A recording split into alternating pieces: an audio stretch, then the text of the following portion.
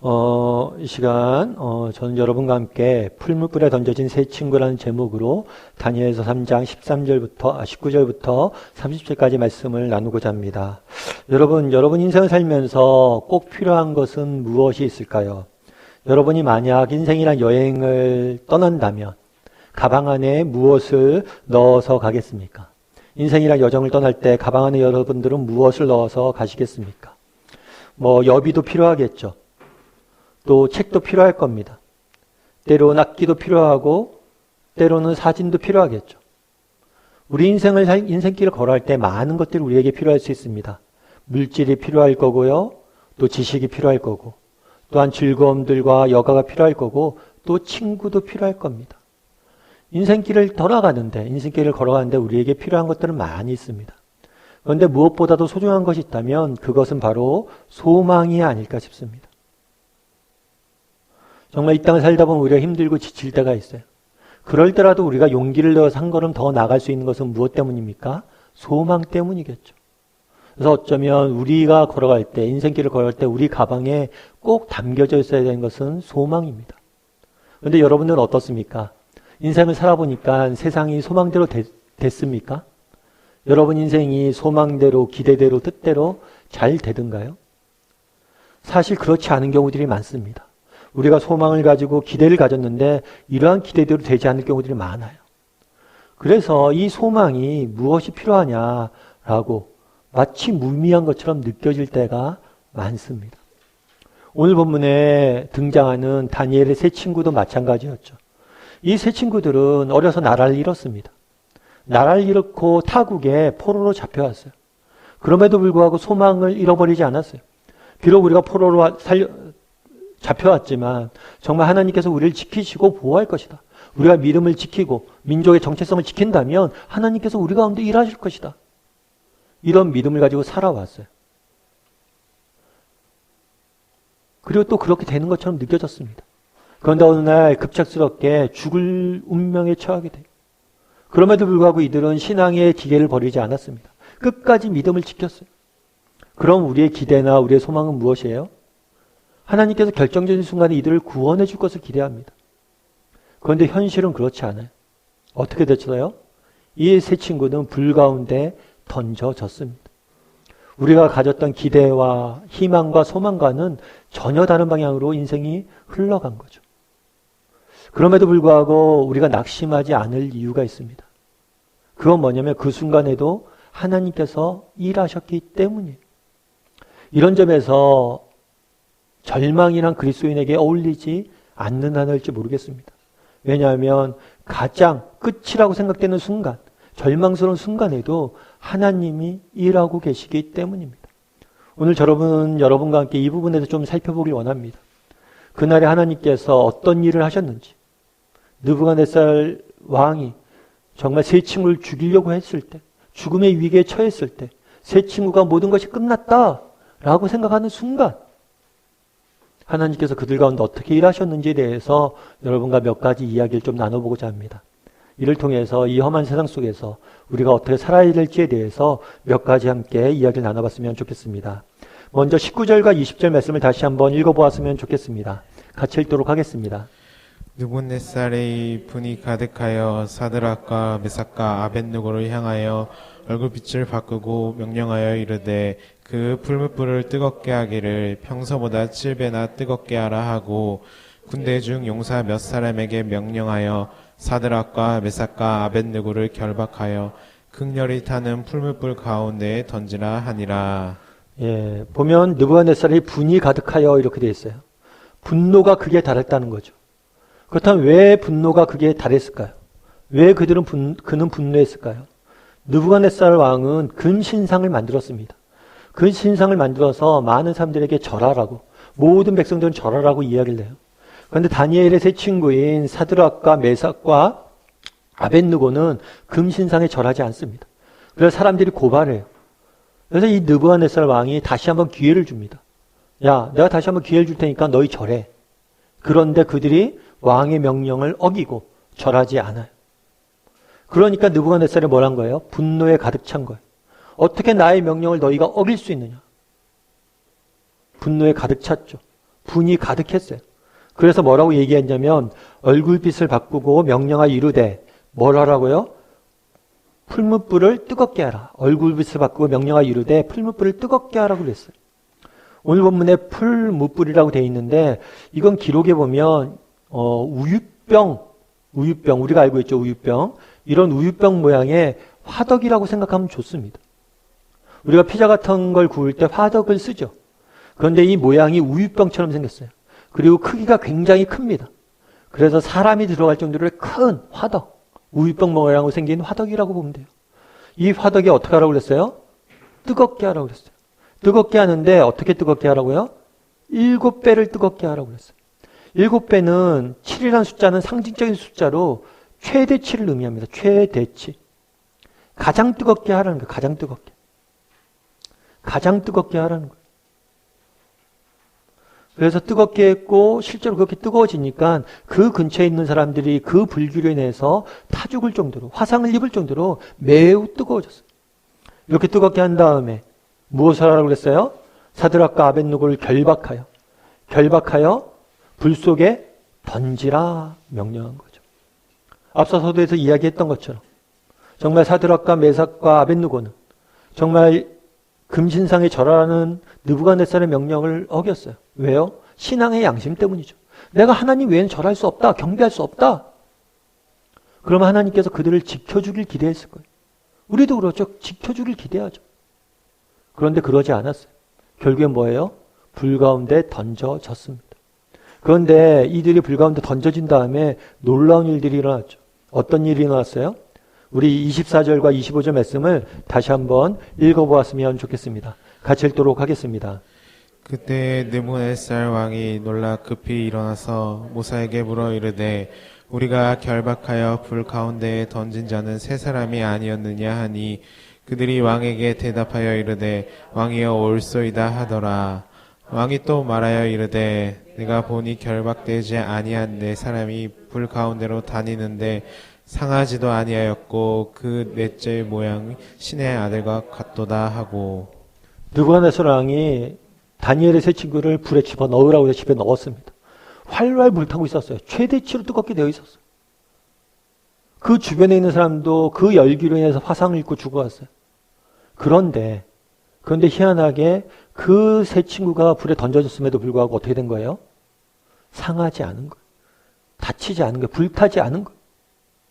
그런데 단순히 불타지 않은 것만이 아닙니다. 굉장히 특이한 일이 있었어요. 어떤 특이한 일이 있었어요? 느부갓네살 왕이 이렇게 이야기하죠. 내가 보니 결박되지 아니한 네 사람. 일단 첫 번째로 숫자가 특이합니다. 처음에 풀무불 안에 던진 사람은 몇 명이에요? 3명이에요. 그런데 3명만 있어야 되는데 이상하게 4명이 보이는 거예요. 뿐만 아니라 또 재밌는 건 뭐예요? 결박을 해서 넣었어요. 그런데 결박되지 아니했어요. 뿐만 아니라 결박되지 아니한 채 자유롭게 뭐예요? 다녔어요. 뿐만 아니라 뭐였어요? 상하지도 않았어요. 자유롭게 다녔으며 상하지도 않고 평안히 지내는 모습을 보게 됩니다. 이상하게 결박을 해서 보냈는데 결박도 풀어지고 자유롭게 다니고 상하지도 않았다는 거예요. 자유와 평안을 누리게 된 거죠. 그리고 마지막에 뭐라고 이야기해요? 넷째 모양은 뭐와 같다? 신의 아들과 같다. 네 번째 모양은 신의 아들과 같다. 그래서 이는 정체성이라고 할 수 있어요. 이 네 번째 사람의 모습에 대해서 신의 아들로서 고백하는 모습들을 보게 됩니다. 저는 오늘 여러분과 함께 이 세 가지 부분에 대해서 좀 더 자세히 살펴보길 원해요. 정말 불 가운데 어떤 일이 있었는지, 그걸 통해서 우리에게 주고자 했던 메시지는 뭔지. 첫 번째로 살펴보길 원하는 것은 네 사람이에요. 분명히 세 사람을 불덩이 속에 집어넣었습니다. 그건 네 사람이 있었던 거예요. 그럼 이 넷째 사람은 누구냐는 거예요. 사실 이 넷째 사람이 누군지에 대해서 성경은 정확히 밝히고 있지는 않습니다. 하지만 우리가 느부갓네살 왕의 표현에서 알 수 있는 게 있어요. 첫 번째 뭐냐면 사람의 모양이란 거예요. 사람의 모습을 한. 그리고 나중엔 신의 아들 같았다고 그러죠. 사람의 모습을 한 신적인 존재였음은 저희가 알 수가 있습니다. 그렇다고 그날에 하나님께서 세 친구가 불 속에 던져졌잖아요. 그럼 그들을 그냥 구원해내면 되는데 왜 세 친구가 아니라 4명의 사람을, 한 명이 더 있는 것을, 왜 한 명의 사람이 그 속에 더 있었냐는 거예요. 이걸 통해서 주고자 하는 메시지는 무엇이냐는 거예요. 많은 사람들이 그런 이야기를 합니다. 하나님, 정말 우리가 고통당할 때 당신은 어디에 있었습니까? 우리가 이렇게 큰 고통을 당하는데 당신은 어디에 있었습니까? 이렇게 물어요. 그거에 대한 하나님의 해답은 무엇입니까? 답변은 뭐예요? 내가 너와 함께 고통당했다는 거예요. 고통 중에 있는 너와 함께 내가 있었다는 거예요. 그날의 넷째 사람이 보였습니다. 네 사람이 보였어요. 이걸 통해서 주고자 했던 메시지는 뭐냐는 거예요. 우리가 고통당할 때 하나님이 어디에 계시다고요? 우리와 함께 고통당하고 있다는 거예요. 현재 철학자인 니체는 이렇게 이야기했습니다. 십자가에 의해서 죽는 예수님의 모습을 보고 그렇게 조롱했어요. 십자가에 의해서 그렇게 죽어가는 나약한 신이 어딨냐고. 그게 무슨 신이냐고. 신이 어떻게 그렇게 나약하게 죽어가냐고. 그런데 우리가 믿는 하나님은 그런 분이에요. 십자가 위에서 나약하게 죽어가는 분입니다. 제가 예전에 어떤 신부님의 글을 읽은 적이 있었어요. 이 신부님이 한 번은 나병환자촌에 갔던 적이 있습니다. 나병환자촌에 가서 사람들을 위로하고 기도하고 있었어요. 한 사람 한 사람 가면서 기도해주고 위로해주고 격려해주고 있었어요. 그런데 이 신부님이 이렇게 한 사람 한 사람 하고 있는데 갑자기 목에 걸려있던 십자가가 떨어진 거예요. 십자가가 목걸이가 떨어진 거예요. 떨어졌는데 어디에 떨어졌냐면 나병 환자의 환부에 떨어졌어요. 나병을 해서 골마 떨어진 그곳에 십자가가 떨어진 거예요. 그러면 어떻게 해야 돼요? 십자가를 주워야 되는데 십자가를 못 찍겠다는 거예요. 십자가를 못 죽겠다는 거예요. 그래서 집에 돌아와서 엉엉 울었대요. 내가 이 사람들 위로한다고 그러고 내가 이 사람들의 아픔을 격려한다고 그러고 이 사람을 돕는다고 이야기했지만 나는 그들의 환부에 떨어진 십자가도 못 줍는 존재라는 거예요. 왜요? 나도 병에 옮을까 봐. 멀리서 말로 위로하기 좋습니다. 쉽습니다. 멀리서 정말 뭐 하나 도움을 주긴 쉬워요. 하지만 함께 그 사람과 고통을 겪고 그 고통 가운데 들어간다는 것은 다른 문제예요. 그러면서 그 신부님이 쓰세요. 우리 하나님은 어떤 분이냐? 나병 환자의 환부에 떨어진 그 십자가가 우리 하나님. 그날의 성경은 넷째 사람이 있었다라고 이야기를 합니다. 이걸 통해서 주고자 하는 메시지는 무엇입니까? 그것은 우리가 고통당할 때 우리 주님께서 우리와 뭘 하신다는 거예요? 함께 계시다는 거예요. 우리와 함께 계시다는 거예요. 여러분, 우리가 이 땅에 살다 보면 고통을 겪게 됩니다. 그렇다면 우리가 당하는 고통의 해결책은 무엇일까요? 우리가 당하는 고통의 해결책은 무엇일까요? 여러분들은 우리가 당하는 고통의 해결책을 무엇이라고 생각합니까? 물론 우리가 당하는 고통의 해결책은 고통이 사라지는 거죠. 고통이 없어지는 거예요. 맞죠? 우리 주님도 언젠가 이 땅에 있는 모든 고통들을 없앨 거예요. 반드시 사라지게 만들 겁니다. 그런데 고통에 대한 또 다른 해결책이 있어요. 그건 뭘까요? 고통에 대한 또 다른 해결책은 공동체. 나와 함께하는 한 사람. 우리가 아무리 힘들고 어렵고 지치더라도 정말 나와 함께하는 한 사람이 있으면 어떡합니까? 조금 더 버틸 수 있고 좀 더 갈 수 있어요. 여러분, 왜 고통이 고통되는지 아닙니까? 왜 고통이 고통돼요? 고통이 우리에게 고통을 남는 이유는 한 가지예요. 왜요? 나와 함께 옆에서 눈물을 흘려줄 누구 한 사람이 없기 때문에. 그 한 사람이 없기 때문에. 여러분, 여러분의 인생을 돌아보십시오. 여러분이 지치고 힘든 날들이 있어요. 고통 중에 아파한 날들이 있어요. 씨름하는 날들이 있어요. 언제 그랬는지 돌아보십시오. 여러분 살면서 우리가 얼마나 많은 힘든 일을 경험해요. 힘들다고 다 눈물 흘리지 않아요. 힘들다고 쓰러지지 않아요. 언제 쓰러집니까? 내 옆에 한 사람이 없을 때 쓰러져. 나와 그 길을 걸어가 한 사람이 없을 때 쓰러지는 거예요.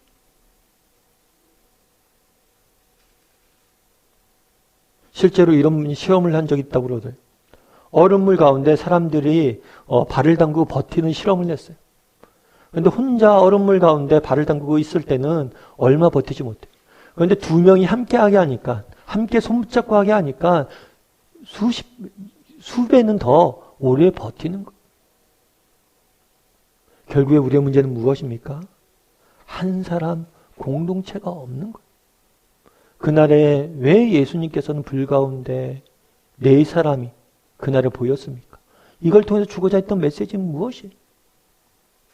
우리가 고통당하고 눈물을 흘릴 때 그 고통 가운데 누가 함께 있다는 거예요? 하나님이 함께 계시다는 거예요. 나와 함께 고통당하고 나와 함께 눈물을 흘리고 나와 함께 하신다는 거예요. 그분을 바라봐야 돼. 그분을 바라보면 우리에게 힘이 생겨요. 뿐만 아니라 우리도 정말 그분이 그랬던 것처럼 다른 누군가에게 그런 사람이 되었으면 좋겠습니다.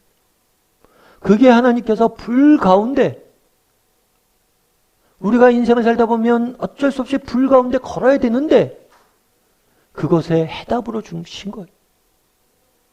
공동체, 나와 함께 걸어갈 한 사람.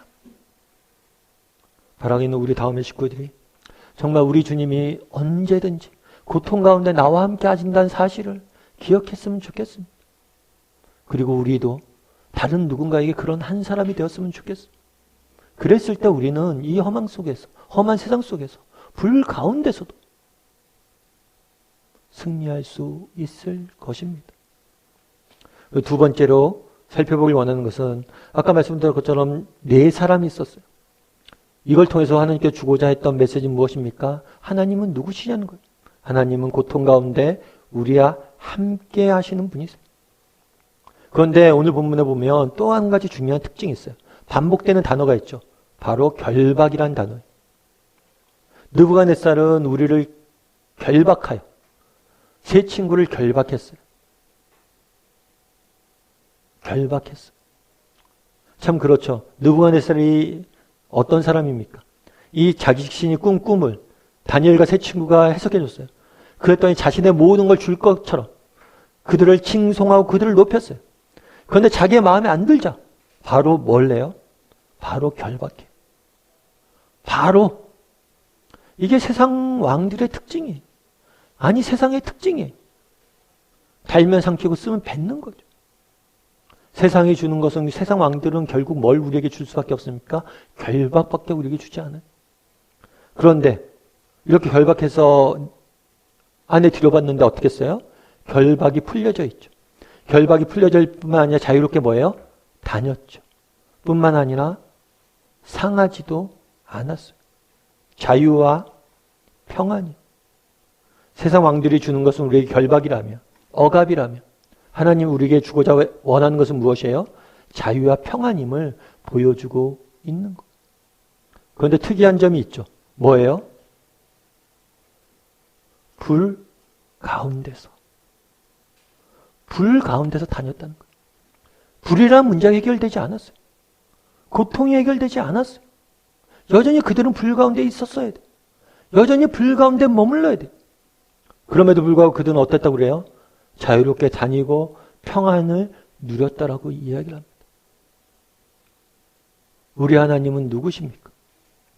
고통 중에 있을 때 우리 함께 하시는 분이십니다. 우리 하나님은 누구십니까? 우리가 불 가운데 있을지라도 우리에게 참된 자유와 평안을 주시는 분이세요. 기독교가 말하는 자유는 근본적으로 세상과 다릅니다. 세상이 말하는 자유는 불이 사라지는 거예요. 하지만 우리가 말하는 자유는 불 가운데서도 다니는 게 자유함이에요. 고난이 있지만, 고통이 있지만 고통이 우리를 지배하지 못해요. 그 가운데서 자유함과 평안을 누리는 거죠. 그러면 우리는 어떻게 불 가운데서 자유함과 평안을 누릴 수 있습니까?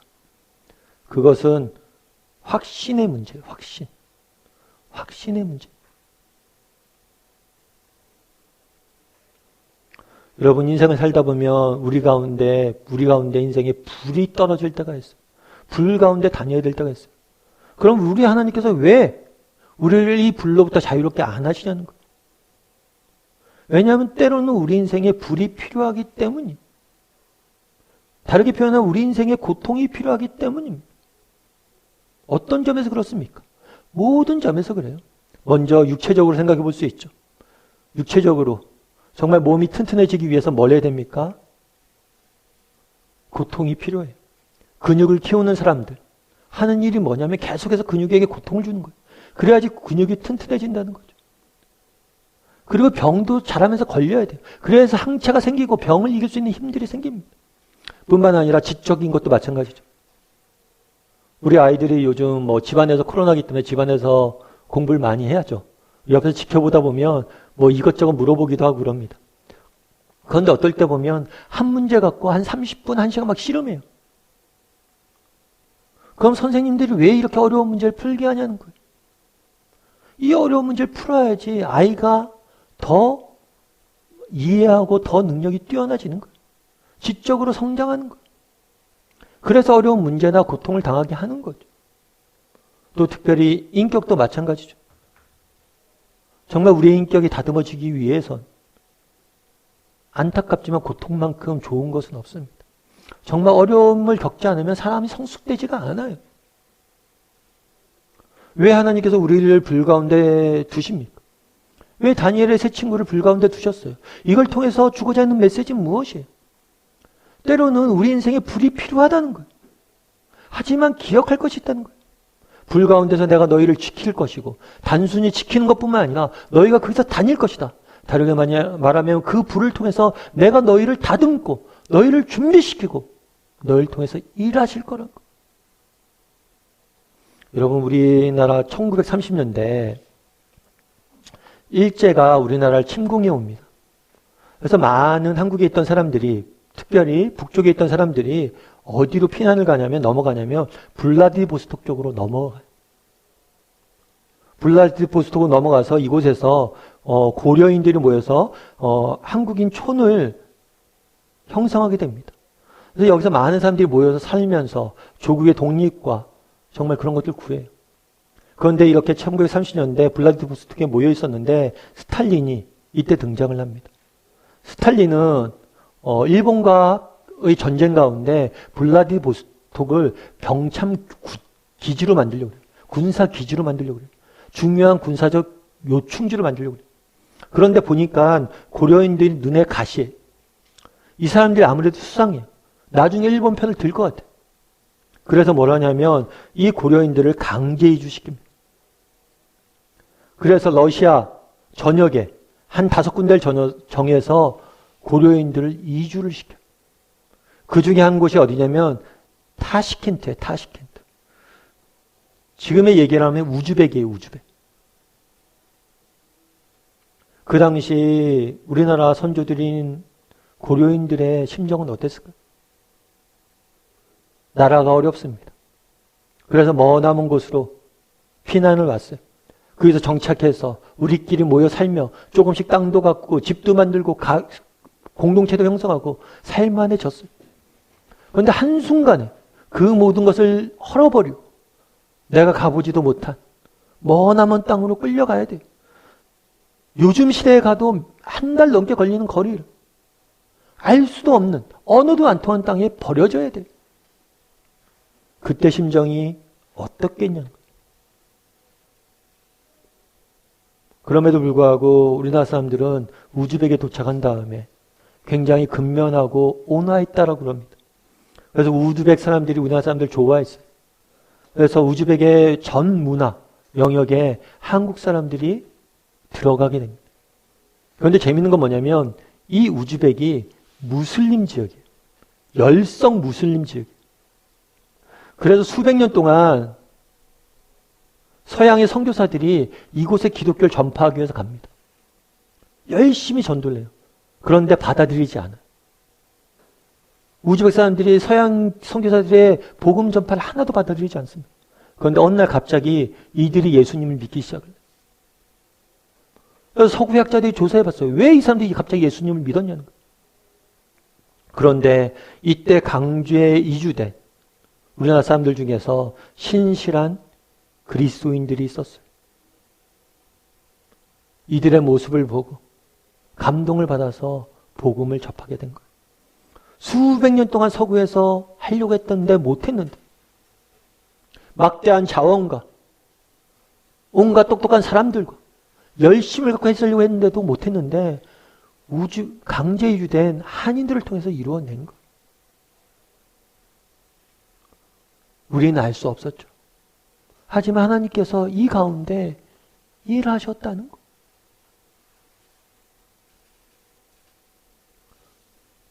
지금도 마찬가지입니다. 우리나라 코로나로 인해서 전세가 힘듭니다. 우리도 고통 중에 있죠. 근데 저는 믿어요.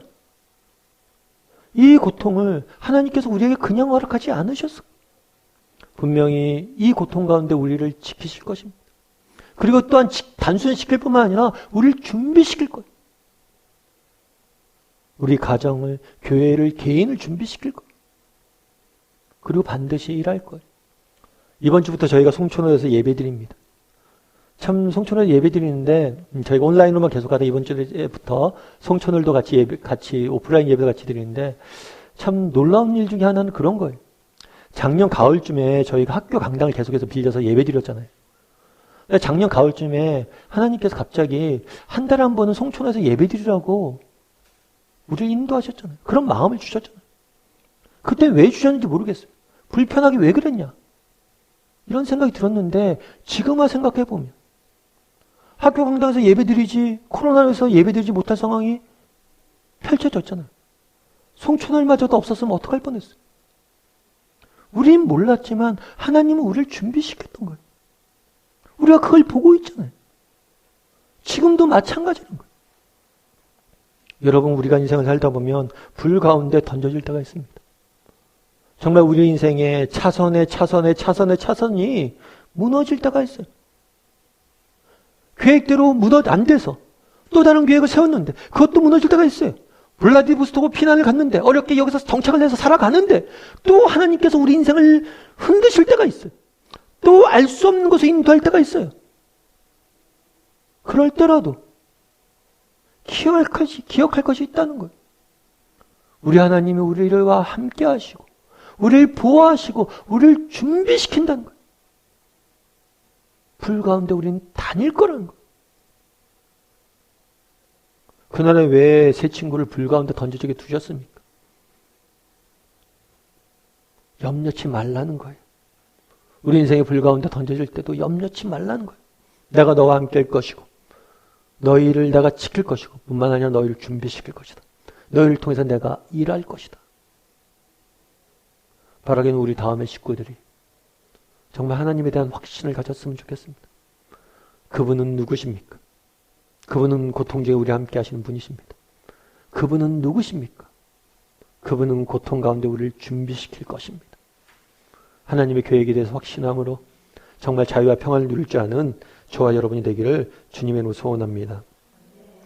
그리고 마지막으로 살펴보기 원하는 것은 아까 얘기했던 것처럼 첫 번째 네 사람이 있었다는 게 특이한 점이었어요. 그래서 두 번째는 뭐냐면 결박되지 아니했다는 게 특이한 점이죠. 세 번째는 뭐냐면 이 넷째 모양을 뭐라고 고백해요? 신들의 아들이다. 아들과 같다.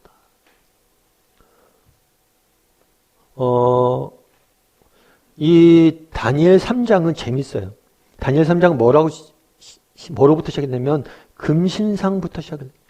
그 신상을 느부갓네살이 만들죠. 그리고 그런 다음에 뭐라고 이야기해요? 경배하라고 이야기해요. 경배하라.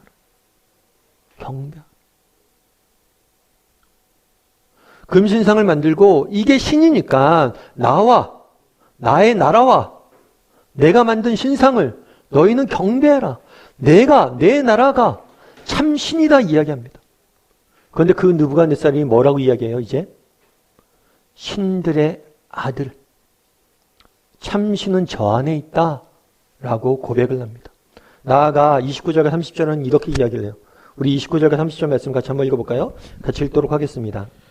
그러므로 내가 이제 조서를 내리노니 각 백성과 각 나라와 각 언어를 말하는 자가 모두 사드락과 메삭과 아벳느고의 하나님께 경솔히 말하거든 그 몸을 쪼개고 그 집을 거름토로 삼을지니 이는 이같이 사람을 구원할 다른 신이 없음이나 하더라. 왕이 드디어 사드락과 메삭과 아베느고를 바벨론 지방에서 더욱 높이니라. 사드락과 메삭과 아벳느고가 불 속에서 멀쩡해요. 그러니까 느부갓네살 나오라고 그럽니다. 나오라고 하니까 뭐라고 얘기하냐면 내가 이제 뭘 할 거라고요? 조서를 낼 거다. 왕이 명령을 내린다는 거죠. 어디에 내려요? 각 백성과 각 나라와 각 언어를 말하는 자. 각 백성과 각 나라와 각 언어를 말하는 자. 당시 자기가 지배한 모든 지역에 이 명령을 내리는 거죠. 이 지역에는 뭐도 포함되어 있어요? 예루살렘도 포함되어 있겠죠. 예루살렘에 있었던 사람들 어땠을까요? 우리나라가 망하고 하나님 우리를 버렸다. 우리에게 더 이상 소망이 없다. 그렇게 이야기했는데 바벨론에서 날아온 소식은 무엇입니까? 하나님만이 유일한 신이시다. 왕이 명령을 내린 거예요. 왜 그날에 세 친구를 불 가운데 두셨습니까? 이 과정을 왜 경험하게 하셨어요? 그들로 하여금 정말 모든 지역에 고통 중에 있던 하나님의 백성들에게 소망을 주기 위해서요. 소망의 도구가 됐잖아요. 뿐만 아니라 뭐라고 느부갓네살은 고백합니까? 이는 이같이 사람을 구원할 다른 신은 뭐예요? 없도다. 오직 하나님만이 참된 구원자다 고백하는 것. 앞서 이야기했지만 다니엘 3장은 재밌습니다. 다니엘 3장의 주제는 경배예요. 경배. 우리는 누구를 경배하고 누구를 예배할 것이냐는 것. 느부갓네살이 만든 금신상이냐 아니면 하나님이시냐. 제가 예전에 어떤 책을 하나 읽었는데 그 책은 구스론에 대한 이야기예요. 구스론은 KGB가 있었습니다. KGB는 주로 뭘 하냐면 이렇게 정보기관으로서 공산당에 반하는 사람들을 감시도 하고 그런 역할들을 하죠. 근데 이 KGB 요원이 한 번은 교회에 갔어요. 교회에 갔는데 어느 할머니가 있었어요. 근데 이 할머니가 뭘 하고 있었냐면 십자가상, 그러니까 십자가상에 달리신 예수님의 모습을 담겨진 조각상이 있었어요. 그 조각상에 엎드려 입맞춤을 하고 있는 모습을 보았어요. 그걸 보고 이 KGB 요원이 너무 감동을 받았어요. 그래서 이 할머니한테 이야기하는 거죠. 할머니, 십자가상 발 아래 그렇게 입 맞췄는데 그 모습이 너무 제가 보기에 좋습니다. 혹시 우리 소련 공산당을 이끄는 당 서기관 앞에 그렇게 입 맞추지 않겠습니까? 그 발 앞에 엎드리지 않겠습니까? KGB에 소련에 복종하라는 거죠. 그랬을 때 그 할머니가 그래요. 아이, 그럼요. 충분히 할 수 있죠. 제가 할 수 있습니다. 그런데 그 전에 해야 될 일이 있어요. 뭐냐면 당신이 먼저 그를 십자가에 못 박으십시오. 그럼 제가 절하겠습니다. 오늘 앞서 이야기했던 것처럼 3장은 경배의 문제입니다. 참신은 누구냐는 거예요. 세상의 신들은 무엇을 합니까? 맹렬히 타는 풀무불로 자신에게 경배하라고 강요합니다. 그런데 우리 하나님은 뭐라고 이야기합니까? 낡고 험한 십자가 앞에서 우리를 경배하라고 합니다. 세상의 왕들은 힘으로 자신의 신임을 이야기하지만 우리 하나님은 사랑으로 우리를 위해서 모든 것을 버림으로 내가 참신이라고 이야기합니다. 우리가 이 땅을 살다 보면 맹렬히 타는 풀무불에 던져줄 때가 있어요. 그것에 대한 해답은 무엇입니까? 똑같은 세 단어예요. 낡고 험한 십자가. 세상은 맹렬히 타는 풀무불로 우리를 위협하지만 정말 그런 풀무불에 던져줄 때가 있지만 우리가 붙잡아야 될 것은 무엇입니까? 낡고 험한 십자가. 우리가 경배할 대상은 유일한 한 분, 낡고 험한 십자가밖에 없습니다. 바라기는 우리 다음의 식구들이 참 이 세상을 살아갈 때 정말 불 가운데 던져질 때가 있습니다. 그럴 때라도 우리 주님이 나와 함께 한다는 사실 기억했으면 좋겠어요. 뿐만 아니라 정말 우리 주님이 나를 준비시키고 날 지킬 거라고 확신했으면 좋겠어요. 그리고 정말 우리 주님이 얼마나 날 사랑하시는지, 우리의 경배를 받으실 분은 낡고 험한 십자가 위에 그분밖에 없음을 기억하고 어떤 상황이든지 하나님을 예배할 줄 알고 그분을 우리의 인생의 주인으로 모실 줄 아는 저와 여러분이 되기를 주님의 이름으로 소원합니다.